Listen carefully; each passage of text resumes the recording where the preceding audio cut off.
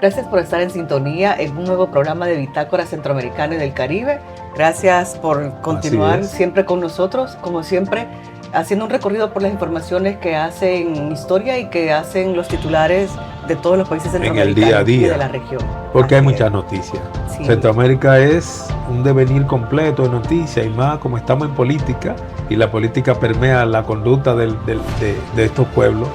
Es noticia constante y sonante. Claro. En la entrevista también nos va a acompañar alguien muy importante. Así es, el licenciado Lionel Búcaro, politólogo, una persona especialista en geopolítica, tiene entre sus haberes haber sido presidente del Parlamento Centroamericano y presidente también del Parlamento Latinoamericano, Parlatino, y el enlace entre los parlamentos europeos y los dos parlamentos latinoamericanos, con una experiencia bastante fluida en la política y todo lo que tiene que ver con el devenir centroamericano. Claro, así es que les invitamos a que se queden con nosotros en este programa de Bitácora y por supuesto tenemos las anotaciones políticas, económicas, culturales y nuestras efemérides. No nos cambie, volvemos enseguida.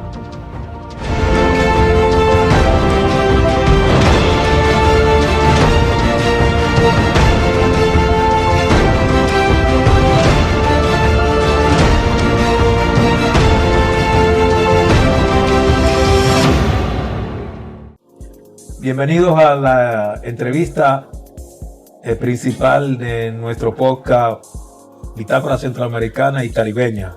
Esta vez vamos a conversar con Lionel Búcaro, un personaje de Centroamérica, ex presidente de Parlacén y ex presidente del Parlamento Latinoamericano Parlatino, además con unas grandes relaciones en Europa en todo lo que tiene que ver con el Parlamento Europeo. En este momento vamos a conversar sobre diferentes temas, Lionel. Específicamente quiero que aparte de darte la bienvenida, quiero que me hables un poco sobre las elecciones de Honduras, el tema obligatorio en este momento, sobre todo porque las elecciones de Honduras están en un punto extremadamente peligroso, porque a esta altura del juego, 17 días después, todavía no se sabe quién es el ganador de la contienda, aunque hay ya un contendiente descartado, que es el Partido Libre, pero hay dos, que son el Partido Liberal y el Partido Nacional, que todavía no se sabe, y el ente electoral no ha definido cuál es el ganador, y hay un tranque. ¿Qué elecciones nos dejan las elecciones de Honduras, sobre todo para el istmo centroamericano y la democracia centroamericana, Lionel? Bienvenido. Bueno, primeramente, darte las gracias por invitarme al programa Bitácora Centroamericana. Te felicito realmente porque es necesario que la población goce de programas de esta naturaleza para escuchar los debates, informarse y tener un criterio diferente, un posicionamiento que por lo general estamos viviendo hoy en redes sociales, en la cual muchas veces no investigamos lo que es cierto y lo que no es cierto, y nos dejamos influenciar. Así es. Por el pensamiento o el marketing ajeno. Quiero decirte que el problema de las elecciones en Honduras no es solo quién gana, sino cómo se valida el resultado. Las democracias en general no colapsan solo con golpes de Estado, también se erosionan cuando las reglas electorales pierden credibilidad. Parecería que lo ocurrido en Honduras es más de lo mismo de las épocas cuando todos nuestros países eran llamados repúblicas bananeras, donde se iban a elecciones pero ya se sabía quién ganaba, donde no había una oposición que tenía oportunidad, donde las instituciones no jugaban un papel democrático. Y en este sentido hay que pensar muy bien en el árbitro en este tipo de elecciones. Yo creo que lo que nos deja a nosotros de ejemplo y de experiencia este proceso en Honduras es que hay un retroceso como aquellas décadas de los 70, 60, 80 que nos llevan armados. ¿Quién gana, quién pierde? Es un tema difícil de explicar porque la credibilidad del árbitro siempre incluye la injerencia de sujetos extraños a los procesos internos de un país, o quien goza del poder momentáneo que manipula la credibilidad institucional. Es decir, hasta ahora Centroamérica, casi ningún país, y yo ya no me meto tampoco ni meto las manos en el juego por Costa Rica, gozan de una credibilidad de lo que son las elecciones libres, democráticas, participativas y que el derecho del pueblo a ejercer su voluntad soberana para elegir quién va a gobernar. Pero las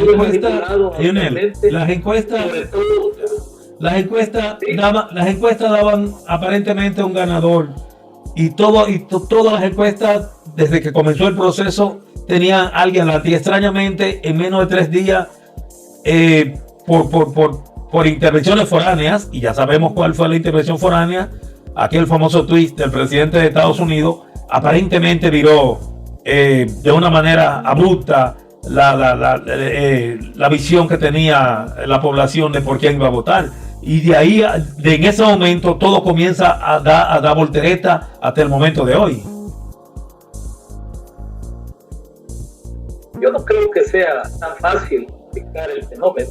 Por lo general, las encuestas últimamente son manipuladas a favor o en contra.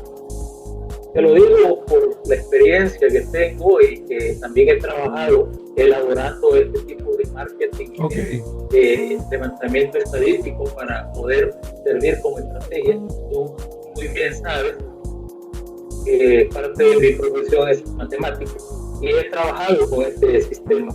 Yo creo que lo que ha sucedido es que muchas veces el que está gobernando cree que tiene ganada la voluntad del pueblo y probablemente no ha logrado sacar las cosas que el pueblo aspira, como por ejemplo temas de corrupción, temas de la seguridad nacional, temas de empleo, la economía de los pueblos. La gente necesita tener ingresos que le dignifiquen su vida. Preguntémonos si esto sucedió en los años de gobierno del último mandatario de Honduras. Preguntémonos qué está sucediendo en la región, qué es en mejorar el futuro de la gente, el desarrollo de los pueblos, la integración, etc. Las encuestas pueden decir muchas cosas, pero últimamente, desde que Centroamérica, después de terminados los conflictos, los procesos electorales, se ha venido manipulando mucho la opinión pública a través de los medios de comunicación. En un principio, mayormente por la de los medios, luego irrumpe la izquierda y hay cansancio de la población porque las promesas no llegaban y luego la represión. Nosotros luchamos contra la represión, la justicia social que se ha gobernado, pero no hemos alcanzado esta conexión directa con el pueblo para que el pueblo siga teniendo actividades. Luego las encuestas quedaban por un ente foráneo que sí puede ser una variable, porque recuerda que Centroamérica, El Salvador, Guatemala, Honduras, Nicaragua, somos dependientes de la familia que vive de las remesas, Estados Unidos, y que envía las remesas, y las remesas son un factor importante para la economía de todo nuestro pueblo. Sin esa remesa nosotros estaríamos retrocediendo 30 años, porque no hay forma de que estos países logren compensar esta gran pérdida. Entonces, una persona del tamaño de los que intervino diciendo cuál prefería que fuera su candidato, podría tener una gran influencia, pero eso también te deja al descubierto que los demás no tenían una valoración correcta de lo que puede ser un cambio en las variables de opinión, en cambio en la necesidad de la gente de votar a lo que le interesa. Tú que has trabajado mucho, Dionisio, con marketing, sabes que las cosas pueden cambiar en el último minuto de los factores que se estén dando. Un elemento que se descubre de corrupción elevada, de narcotráfico, o la influencia de un poder extraño como el que sucedió acá, como para llevar una competencia de tal naturaleza. Lo sorprendente ha sido que el partido de gobierno ha quedado relegado a un tercer lugar, exactamente, de los partidos tradicionales que ya se creían que no se podían alcanzar. Pero definitivamente hay que estudiar mucho qué es gobernar, para quién se gobierna y cómo se gobierna. Así es. Mira, una cosa interesante, independientemente de la injerencia o no injerencia, hay que ver que en este nuevo periodo en Estados Unidos, con la presidencia de Donald Trump, ha habido una especie de mirada hacia el patio trasero. Y esa mirada hacia el patio trasero da un cambio y un giro en la geopolítica. O es que se sienten amenazados por la llegada, no abrupta, pero sí de una manera totalmente avasalladora de China a la región. Y eso hace que ellos tengan sean más perspicaz de cara a los procesos electorales, de cara al manejo de la economía, de cara a cómo se manejan los elementos políticos en la región.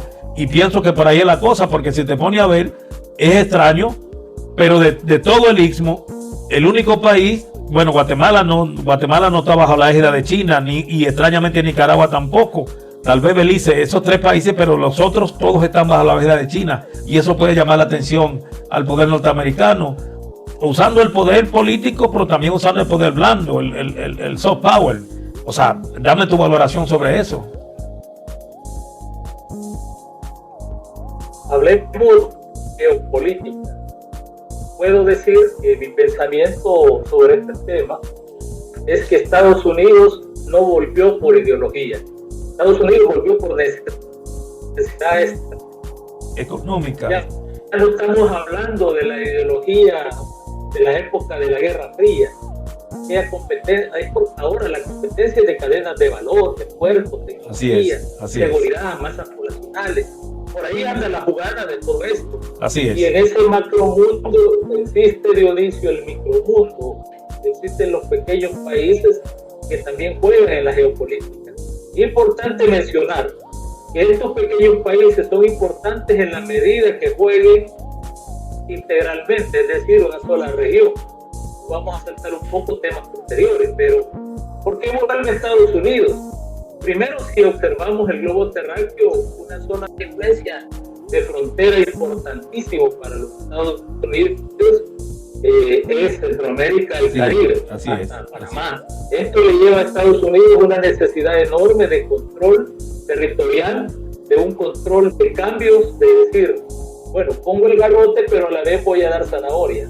Es decir, estoy compensando a través de entrar en Honduras y decirles que conmigo, de la mano del señor, pero va a ir mejor, porque yo tengo su familia en Estados Unidos, yo tengo el control de los aranceles para que usted pueda enviar su producto, yo tengo el puente natural para que usted esté ahí. En cambio, China ha sido una búsqueda enorme en el abandono que tuvo Estados Unidos en un momento que es importantísimo estudiarlo en un programa. ¿Por qué Estados Unidos abandonó en un momento determinado ese modelo de geopolítica de posicionamiento que tuvo? Se creyó triunfador de la Guerra Fría, que había derrotado a la Unión Soviética y que era el único gran poder e imperio en el mundo. Y China, que se estaba ocultando para emerger poco a poco con una inteligencia soberbia, aprovechando el modelo capitalista, porque no hay que confundirse de que China es China comunista, China no, tiene el modelo capitalista igual, así es. Entonces los amigos míos, los que me rodean, aquellos que me rodearon, que creen que están ante una China socialista, roja, de la estrella, o una Rusia de la misma naturaleza, ese cuento de barrio. Ahí no hay nada, lo que hay es una disputa por el nuevo orden mundial. ¿Quién prevalece? Sí hay diferencias, por supuesto que hay, pero Estados Unidos pone la mano y quiere poner el pie en la región para decir... Y la disputa son bloques económicos. A la parte estratégica. Evidentemente, ¿quién va a dominar los puertos? Miren lo que le dijo Trump de entrada a Panamá. O ustedes se ordenan a favor de Estados Unidos o el canal vuelve a ser de Estados Unidos. Así es. Es un problema. Y ya había negociaciones fuertes de China para convertir el puerto en un modelo de comercio que también es diferenciado de lo que es la ruta de la seda, pero el canal de Panamá sigue siendo de enorme influencia para el tráfico comercial a nivel mundial, como lo es en Asia, por ejemplo. Correcto. Entonces, respondiendo a tu pregunta, ahí hay una política de necesidad de cadenas de valor, de puertos, tecnología y seguridad. No olvides, Dionisio, que en el mundo actualmente hay una gran disputa en lo que es la guerra de las tierras raras. Sobre todo eso. Aquellos materiales importantísimos que el ser humano y los científicos en su momento descubrían y no sabían el uso, pero actualmente todos los seres humanos estamos gozando de la alta tecnología, esta transmisión, por ejemplo, gracias a esos materiales innovadores y que se encuentran siempre en África o en Latinoamérica. Así Entonces, es, así respóndete. ¿Cuál es la disputa entre China y Estados Unidos? Por la tierra. ¿Quién es el amigo del que tiene Claro. los dulces en la cara? Claro. Todo es economía, todo es geoeconomía. Entonces, es un tema que hay que analizar. Todo es geoeconomía, todo es geopolítica, todo es posicionamiento y todo es región. Así es. Lionel, dentro de todo ese tinglado, siempre en el Istmo, sin salirnos del Istmo, el mundo está en bloque. Centroamérica del año 51 trató de crear un bloque de países y comenzó para después en el 91 ya formalmente hacer el sistema de integración centroamericano.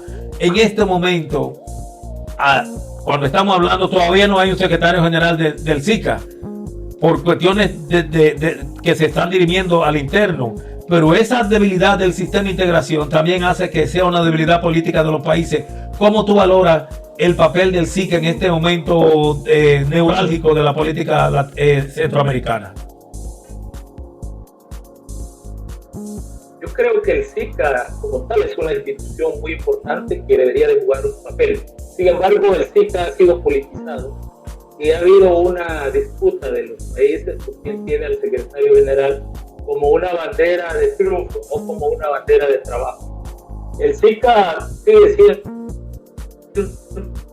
necesario, pero requiere de reformas profundas, requiere la mayor involucramiento de los miembros fundadores de los países que lo integran y relaciones extrafronteras regionales, entiendo lo que es el derecho internacional, el derecho de integración y lo que es el beneficio de los pueblos. Ya en la época que yo era presidente del Parlamento Centroamericano, ya por el año 2012-2013, hice un gran esfuerzo con todos los bloques unidos para crear lo que se llamó la Agenda 10 para el desarrollo de Centroamérica, que era, Dionisio, era desarrollar 10 aspectos importantísimos en materia política, jurídica, empresarial, de desarrollo económico, de integración y de relación con bloques hacia el exterior para que Centroamérica asumiera su papel en el contexto de las naciones como una sola región. Yo hablaba de Centroamérica, un solo país, una sola nación, y lograba ver más de 40 millones de habitantes. Y ese es el sueño de los fundadores. Jugamos un papel con el SIGMA. Es el sueño de los fundadores, pero hay que ponerle cerco y hay que trabajar. Fíjate bien, por ejemplo, el tema del Golfo de Fonseca, que es una joya, un espejo de agua que cualquiera quisiera tener en su latitudes. Así es.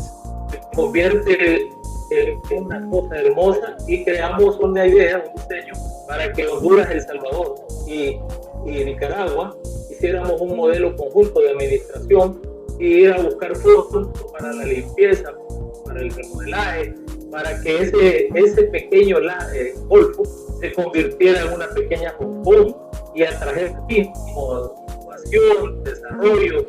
Y luego hablamos también del ferry, que el presidente Bukele afortunadamente intentó hacer el modelo, pero por alguna razón no tuvo los frutos esperados. Probablemente debió el presidente crear una comisión que le diera un seguimiento más oportuno, vinculada a política exterior y que negociara muy bien con los otros países que pudieran intervenir.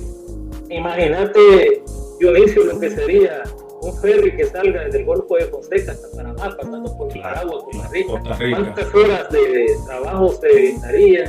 ¿Cuánto comercio se podría trabajar en la vida que podría tener el Golfo de Fonseca? Pero cuando tú el modelo solo se lo vendes a alguien para que le saque el provecho necesario, no se está viendo el todo. Yo creo que en este caso el presidente ha tenido la voluntad, pero le ha faltado tener un equipo que lo desarrolle. A veces los mandatarios tienen la inteligencia, la capacidad, pero carecen de los equipos idóneos para desarrollar los proyectos de importancia para la nación y los pueblos. Mira, en el tema político yo te diría que el SICA no está jugando el papel, y deberían los mandatarios de tener una reunión conjunta y sacar el mejor provecho para que se instale una integración real en este siglo, que ya es un siglo donde la tecnología es lo que va a la vanguardia, la inteligencia artificial, el modelo de desarrollo ha cambiado, y ahí debemos de estar todos en ese modelo de integración. Mira, Leonel, viendo 10 años adelante Centroamérica sin tener una bola de cristal ni ser mago, ¿cómo tú vislumbras desde el punto de vista, como tú lo acabas de decir, un tiempo de inteligencia artificial, un tiempo de nuevas tecnologías, un tiempo que lo está cambiando todo, pero el Istmo, la valoración del Istmo, la valoración política, la valoración geoestratégica y la valoración cultural del Istmo de cara, viendo los 10 años adelante, brevemente, para cerrar nuestra entrevista? Yo pienso que en los próximos 10 años, que será el modelo ya de una población que nace con tecnología, nace con inteligencia artificial, y un modelo de elegir a sus mandatarios de manera diferente, ya no es el meeting común, ya no es la comunicación de antes. Esta gente que va a seguir los próximos 10 años va a tener menos familias porque tienen menos hijos, y la ambición es el modelo de desarrollo tecnológico. Creo que van a ser más visionarios en el sentido de luchar por integrarse, porque estas generaciones, Dionisio, van a descubrir que El Salvador es un mundo muy micro, pequeño, muy micro, y que ampliándose a Guatemala, a México, a Centroamérica, sería lo ideal. Y eso nos va a llevar un ideal que yo creo que ha comenzado ya a visualizarse con estos gobiernos que están haciendo. Y las democracias no van a ser de la misma manera como las hemos visto ahora. Creo que se vislumbra un mundo donde la gente que domine va a ser la gente que se desarrolle, probablemente ya no va a haber esa propaganda manipulativa de la misma manera que las hay, pero ojo, hay que tener cuidado. Se puede hacer lo mismo y más, pero dañino, utilizando en sociales, pero se está manejando, porque hoy el niño nace ya usando todos esos modelos. Es importante ver cómo desde los 5 años que ya un niño manipula un instrumento de esta naturaleza, ya se hace cosas que antes ni pensarlo. Centroamérica va a ser una sola región. Centroamérica va a tener bloques arancelarios comunes. Centroamérica va a tener identidad común. Centroamérica va a tener un pasaporte único centroamericano. Centroamérica va a tener fronteras que sean centroamericanas. Centroamérica va a tener licencia de conducir y control de seguridad ciudadana centroamericana. Eso vislumbro yo para los próximos 10 años. Bueno, muchas gracias, Leonel. Muchas gracias, amigos. Hemos tenido a Leonel Búcaro, especialista en Centroamérica, diputado del Parlacén, ex diputado del Parlacén y persona conocedora del devenir histórico de la región. Esta no es la única vez que lo vamos a tener. Pensamos que otras veces lo tendremos aquí hablando sobre este tema y otros más de nuestro interés. Muchas gracias, Leonel, y nos vemos en una próxima entrega. Gracias, Dionisio, gracias a tu equipo, gracias a los que nos están viendo y escuchando. Y decirles, pensemos en todas estas ideas que Dionisio nos ha trasladado para desarrollarlas y conversemos. Es importante así es. Deseo lo mejor en esta Navidad, un feliz año, y que pasen en familia y ojalá que todo en paz y que el otro año esté lleno de prosperidad y sigamos avanzando. Igualmente, bueno, felicitaciones, gracias.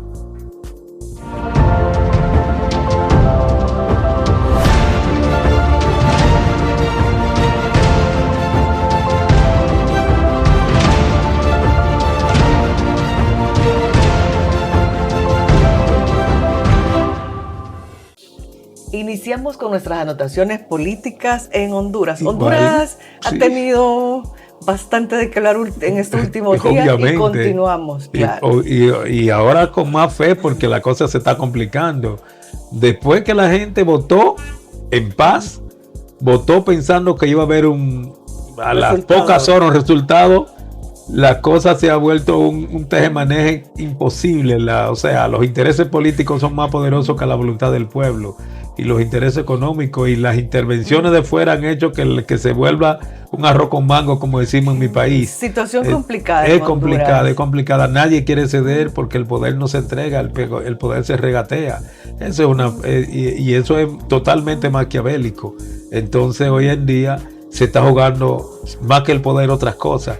Claro, todo lo que está de por medio, que es lo que nos decía en la entrevista un periodista y analista político de Honduras. Sí. Pues esta vez la presidenta Xiomara Castro de Honduras llama a protestas a las calles para denunciar supuestas amenazas al orden constitucional. Sí, eso es complicado, o sea, porque que salga de la boca de ella en un momento tan neurálgico como este, eso llama a la reflexión, porque no debería ser el juicio.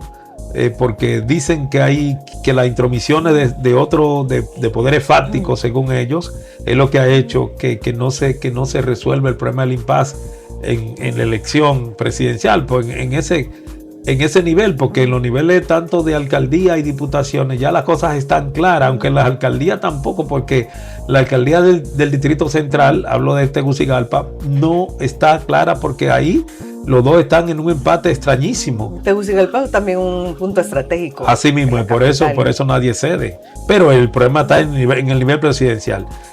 Pero así sí llama mucho la atención que sea ella quien convoca a estas marchas pacíficas. Sí, porque dice que la Fuerza Armada no va a atacar el pueblo, sino que básicamente para que la gente defienda su derecho a defender su voto. Sabiendo que ya su partido Libre está fuera de la contienda, digámoslo así, porque ellos ocuparon el tercer lugar. El pleito es entre los liberales y los nacionalistas. Así es. Pero vamos a ver qué pasa. Seguimos esperando. Y siempre en Honduras, Dionisio, hablamos sobre los empresarios hondureños que hoy abogan por volver con Taiwán y dicen que China ha sido un fracaso entre los convenios y los tratados que se tienen con Honduras. Que, por ejemplo, eso es un lobby muy fuerte. El lobby de Taiwán en Centroamérica sigue siendo fuerte, aunque la gente no lo crea, pero sin embargo, tú viste que días atrás estuvimos con nosotros el embajador de China, y el embajador de China hizo un inventario de todas las cosas que están haciendo en Honduras. Y entonces, si uno lo ve así, en perspectiva, no ha sido poco lo que hicieron y lo que están haciendo y lo que están por hacer en Honduras. Lo que hay que ver si hay un cambio de gobierno. De hecho va a haber un cambio de gobierno. Sí. Uno de los dos, sea liberal o sea nacionalista. Y ese cambio de gobierno va a acarrear condiciones geopolíticas complicadas, porque no es fácil. Los nacionalistas dicen que si ganan van a echar para atrás el acuerdo con China. Eso está por verse. Eso no lo han dicho los liberales, aunque Narrala en algunos momentos lo dejó entrever que iba a estudiar, pero no que lo iba a quitar. Claro, pero llama la atención también porque dicen, o sea, los empresarios dicen que fue la relación que estableció Xiomara Castro con la República Popular de China la que ha sido un fracaso. O sea, hasta cierto punto también lo vinculan con la gestión presidencial actual y los tratados que se han llevado a cabo. Sí, pero que los tratados la mayoría no han entrado en vigencia. Algunos, ellos los empresarios básicamente están hablando porque la parte económica ha sido un fracaso, porque dicen ellos que China mete mucho a Honduras, pero Honduras no saca nada para China. Es una relación así. Sí, muy desigual. El caso de las camaroneras están al grito porque el camarón, dicen los dueños de las camaroneras que Taiwán lo compraba más caro que China. China lo está comprando a precio de vaca muerta. Los como siempre que dejaba o que dejaría el gobierno de Taiwán son mucho mejores que los que posiblemente eso es lo que dice el empresariado, y por eso es que piden, que hablan de volver a los brazos de Taiwán. Sí, es ahí. Esperamos a ver qué pasa, ¿no? Así es. Seguimos con nuestras anotaciones políticas y hoy vamos a El Salvador, donde la policía recibe un donativo valorado en $500,000. Y esto es un donativo de Estados Unidos que ha entregado equipos para poder fortalecer la lucha contra el narcotráfico. Y fortalecer la parte de la seguridad, básicamente. O sea, y realmente El Salvador en los últimos tiempos ha ido asestando golpes mortales al narcotráfico, sobre todo ese tráfico que hace trasiego en las costas salvadoreñas. La Marina salvadoreña ha hecho trabajo excepcional para detener en alta mar a embarcaciones que muchas vienen del Ecuador, muchas vienen de Sudamérica entera, muchas vienen de Colombia, muchas vienen de las costas venezolanas, dicen.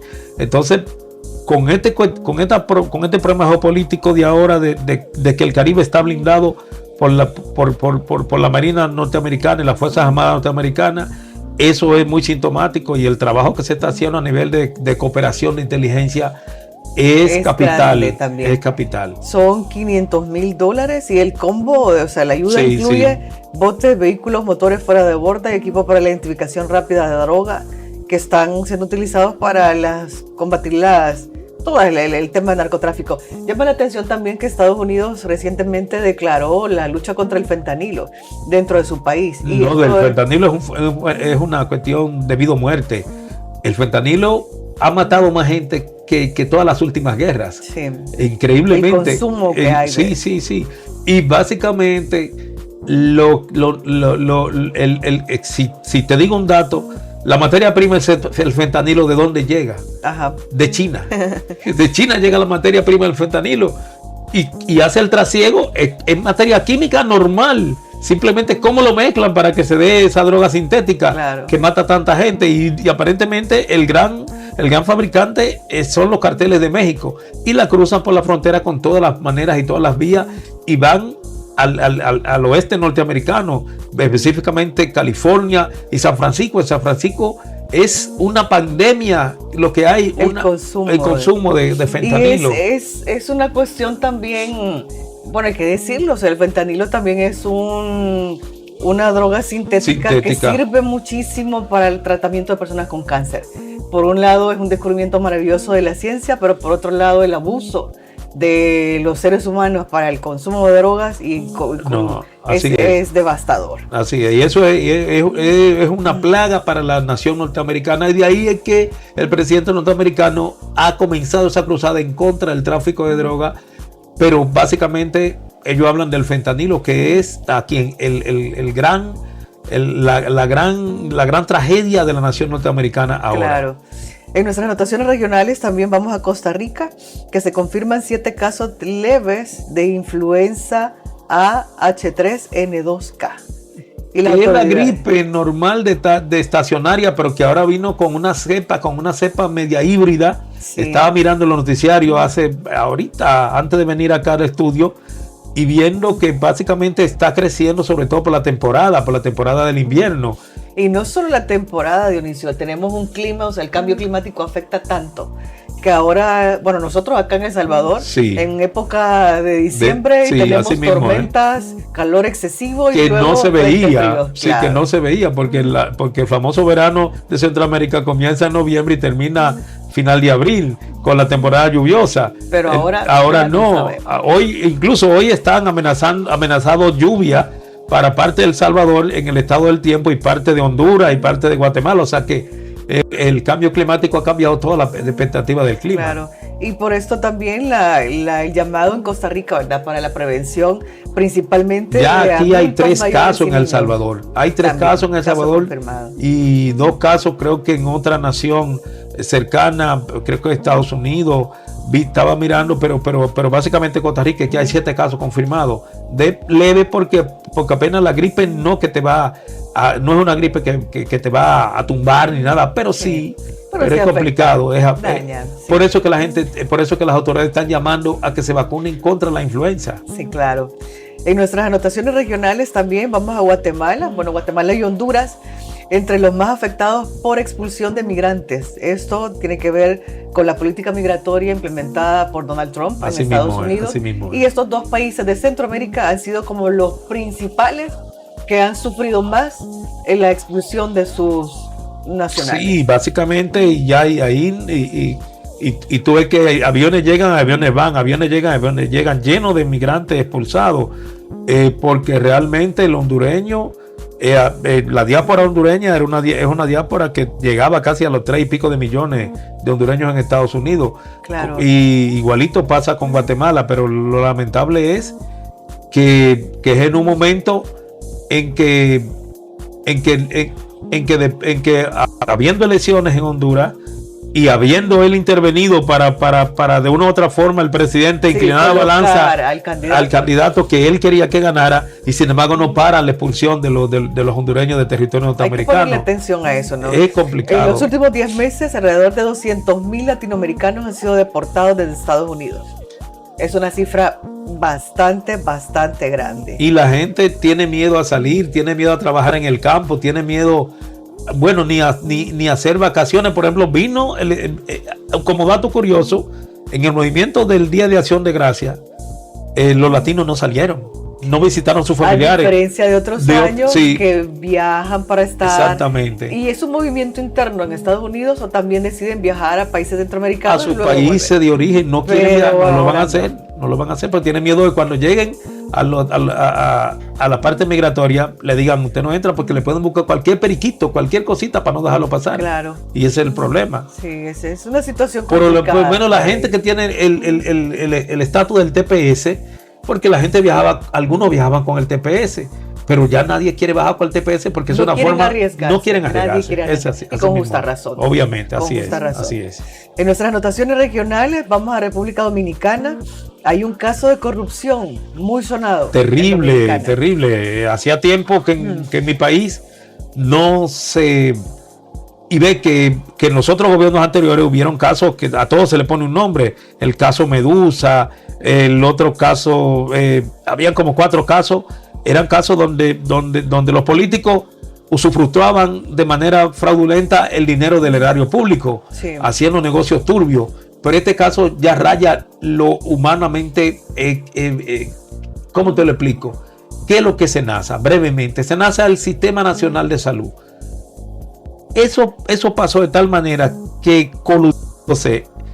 el director de SENASA, con aseguradoras, con clínicas, con todo, hacían creer que la gente, porque el sistema de salud el SENASA tenía dos maneras de verlo: el régimen contributivo, que tú pagas para estar en SENASA, claro, y el régimen subsidiado, que es el régimen que el gobierno te cubría los gastos a la gente humilde que no podía pagar un seguro.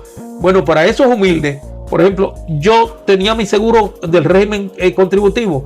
Yo nunca fui a SENASA, por ejemplo, pero aparecía que yo tenía una factura de 500,000 pesos, que tú usaste SENASA, pero esa tú nunca la usaste, sino que ellos te sacaban por el DUI, te decían que te fuiste a hacer una operación, la aseguradora mandaba la factura, el gobierno la pagaba y ese dinero iba a las arcas de los maleantes que se robaron el dinero, comenzando por el presidente de SENASA, el fiscal anticorrupción que está en la foto, que está acá, que es ese señor que está ahí, claro, Wilson Rodríguez, dice que ese caso es el caso más grave en la historia penal dominicana, porque se robaron la salud del pueblo.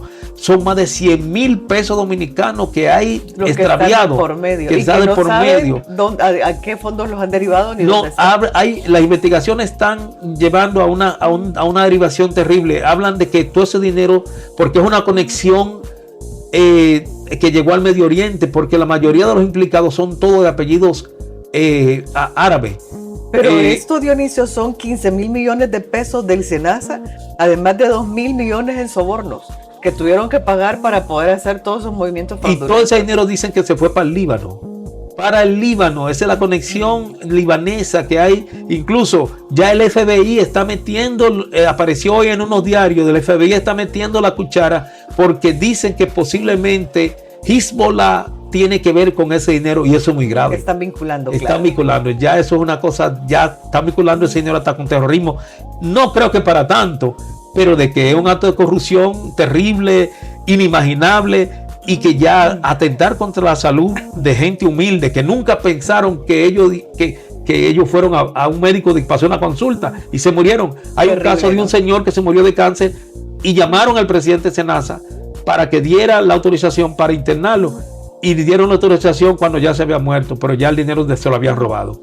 Bueno, esperamos a ver que la justicia se encargue de esto y que puedan esclarecer también el destino de ese dinero. Así es. Así cerramos nuestras anotaciones políticas y vamos a nuestras anotaciones culturales. Así es.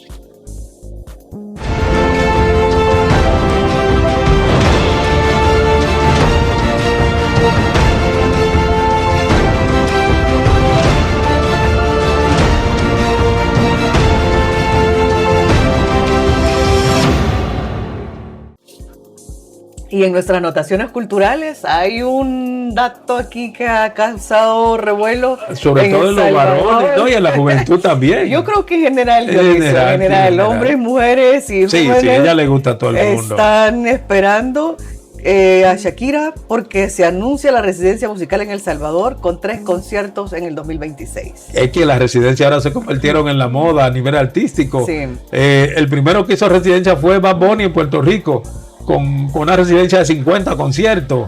Fue una locura. Le generó a Bad Bunny le generó a Puerto Rico más de $200 millones en ganancia. Y ahora viene también el flaco Ricardo Arjona hizo su residencia en Guatemala, presentando sus últimas creaciones artísticas, y ahora viene Shakira en El Salvador. Y como lo dice la nota, dilo tú, parece que El Salvador se va a convertir en una especie de un hub artístico en las Américas. Últimamente El Salvador ha recibido una cantidad de artistas, increíble, concierto tras concierto. Increíble. Y pues bueno, Shakira viene para acá el 2026, 14, 15 y 16 de febrero. Y todo eso es debido al nivel de seguridad del país. Todo eso es gracias a la seguridad. Claro. Si no tuviera esa certeza de que El Salvador va a alar gente de todos los países, sabiendo que no va a haber ningún gran problema, no lo hacen. Es por eso, es gracias a la seguridad. Y hablando de seguridad, voy a mezclar temas, pero me llamó la atención la entrevista que tuvimos también con el embajador de Japón. Cuando lo hicimos, porque le preguntamos a él qué era lo que más le llamaba la atención del país. Y dijo precisamente eso, que el tema de seguridad era un aspecto fundamental para él como embajador, y que felicitaba al gobierno de El Salvador por este clima de seguridad que se vive, donde la gente podía ir tranquilamente, que eso era lo que a él más le satisfacía de estar acá. No, y los artistas son eso. Mira, dice como dato económico del concierto de Shakira, habla de que la proyección son $25 millones en impacto económico por los 3 conciertos, y alrededor de 82,000 asistentes se esperan al concierto de Shakira. O sea que mucho dinero. Que va a atraer personas no solo de El Salvador, sino de Centroamérica. De Centroamérica entera y de muchas áreas. Porque, claro, por ejemplo, en el Caribe, ella no se va a presentar en República Dominicana, que siempre lo hacía. Este año, en la gira que ella va a hacer, no va a Dominicana. ¿Por qué? Nadie sabe por qué, pero tampoco va. Hay conciertos que suspendieron en Dominicana. Junión Álvarez tampoco va a ir a Dominicana, lo suspendieron. ¿Cuál es el otro? Estaba leyendo que hay más de 6 conciertos que suspendieron en Dominicana. Razones: el problema de la inseguridad que hay en mi país, el problema de la crisis económica que se está agudizando en mi país. Es complicado. Y eso es lo que se está aprovechando en El Salvador. Así es que para todos los Shakira lovers, tomen nota y reserven la fecha para 2026. Así es, así es.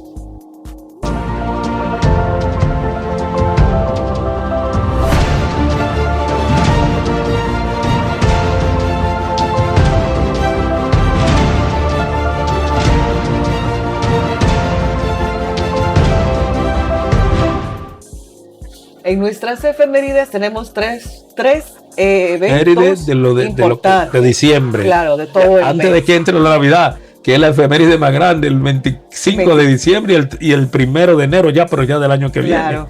Tenemos el Día Internacional del Migrante del 18 de diciembre. ¿Y en qué momento? Pero ¿Y en qué momento? Bueno, sí, ¿en qué momento es el Día Internacional del Migrante? Porque al migrante le están dando, y no es consejo, como dicen en mi país. Básicamente, cuando si tú te pones a ver la historia de la humanidad se ha hecho en base al tránsito de las migraciones internas y externas, y los países han crecido justamente por las migraciones. Estados Unidos hoy es Estados Unidos por las migraciones, porque Estados Unidos es un país de migrantes, y sin embargo en este régimen de Trump, ¿cuánto se ha atacado la migración? Y sigue atacando la migración. Europa desde hace más de 10 años tiene una lucha intensa en contra de las migraciones del África subsahariana, tanto por Lampedusa, el estrecho de Gibraltar, España, todos los Balcanes, la parte de Grecia. O sea, Europa cerró fila en contra de las migraciones, y no debería ser así, porque, como te digo, toda la civilización humana se hizo en base a la migración. Y va a seguir siendo así, Dios. Así. O sea, la migración. Así es. Puede ser un tema complejo para las políticas internas de cada país, pero la migración no se va a detener. Ha sido así desde los inicios de la historia y va a continuar. Hay que pensar también en el trato digno, que aunque seamos migrantes en otros países, así es. pero en algún momento necesitamos también esa parte de humanidad. para las personas. Sigmund Bachmann, antes de morirse en el 2017, escribió un libro capital que se llama Extraño llamando a la puerta. Justamente ese libro habla sobre las migraciones en Europa, y él decía que la crisis en contra del migrante no era el ciudadano común, eran las élites llamando al ciudadano común a que cerrar la fila en contra de los migrantes, cuando las élites europeas fueron migrantes también. Él habla de ese, es un libro interesantísimo. Sí, así es. El 20 de diciembre también es el Día Internacional de la Solidaridad Humana. Esto es un tema bonito, ¿no? Sumamente hermoso, humana. Porque si no hay solidaridad humana, también. Innecesario en tiempos como estos, sobre todo en tiempos de migración, en tiempos donde se les cierran los caminos a los seres humanos, en tiempos donde ya la gente no mira al otro como igual, sino lo mira como el archienemigo, y no debiera ser así porque es. todos venimos del mismo centro. Y tenemos también el 20 de diciembre el Día Nacional de la Constitución. Pero es en El Salvador, el Día Nacional de la Constitución. Ayer los noticiarios salvadoreños sacaron como noticia principal que hubo otra modificación en la Constitución. Ya es la séptima modificación aprobada por la Asamblea con dispensa de trámite. Entre las modificaciones había se modifica el presupuesto de la Corte Suprema de Justicia, y la otra cosa, y no me recuerdo cuál era la otra modificación, pero básicamente era esa, modificando, ya la Corte Suprema no va a tener su presupuesto, que era el 6% del presupuesto nacional, sino que ahora lo disminuye. Que es a discreción de Casa Presidencial que se va a dar el presupuesto. Bueno, así cerramos nuestras efemérides en este programa de Bitácora Centroamericana y del Caribe.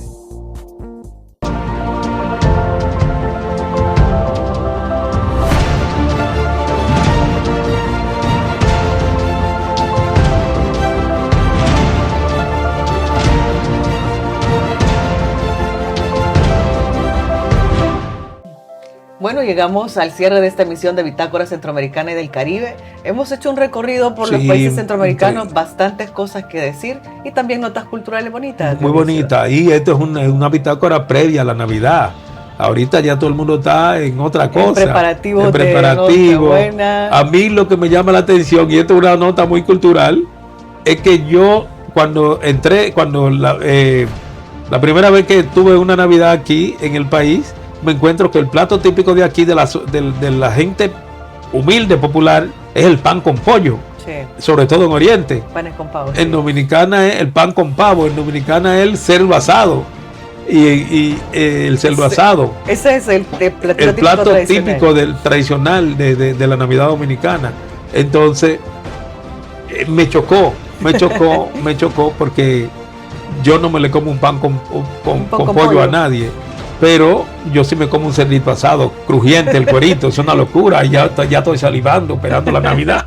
Bueno, así que desde Bitácora también les deseamos una feliz Navidad. Así es. A todas las personas que nos miran en diferentes países del mundo. Así es. Disfruten con su familia, pásenla bonito, cuidado con los excesos, y pues hay que compartir y disfrutar estas épocas festivas que son... Sobre todo en familia y sobre todo en tranquilidad, porque...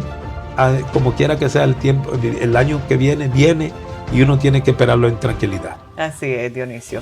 Nos despedimos así de este programa. Nos vemos en una próxima emisión.